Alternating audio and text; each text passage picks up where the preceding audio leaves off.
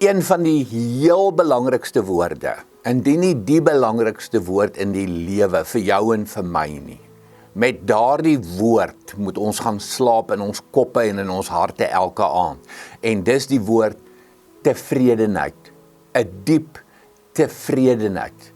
Kom ek lees vir jou van Paulus in 2 Korintiërs 11 vers 26.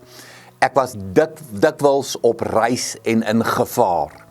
Daar was gevare van riviere, gevare van rowers, gevare van my volksgenote, gevare van heidene, gevare in die stad en gevare in die veld, gevare op see en gevare onder valsbroers.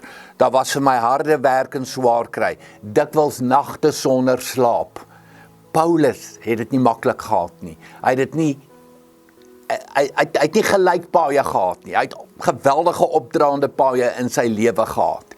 Maar die een ding, omdat hy so gebind en verbind was aan Jesus Christus, was in sy lewe ten spyte van sy omstandighede 'n diep tevredenheid. In Filippense 4 vers 12 sê hy ook, ek weet wat armoede is en ek weet wat oorvloed is. Met ander woorde, ek ken die goed van die lewe, ek ken die sleg van die lewe.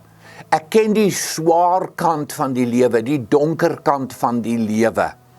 Van alles het ek ondervinding, skryf hy, om genoeg te hê om te eet, sowel as om honger te ly. Hy ken 'n tekort, hy ken 'n oorvloed. Paulus was daar gewees in alle situasies, die positiewe, die lekker, die maklike en dan ook die sleg, die swaar en die uitdagende. En dis die verhaal van jou lewe en dis die verhaal van my lewe. Die vraag is net, het ons daardie tevredenheid in ons harte?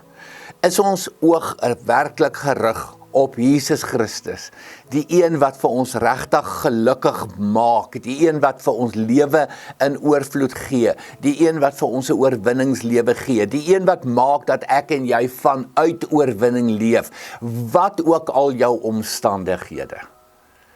Mag jy 'n wonderlike dag en 'n wonderlike week verder hê.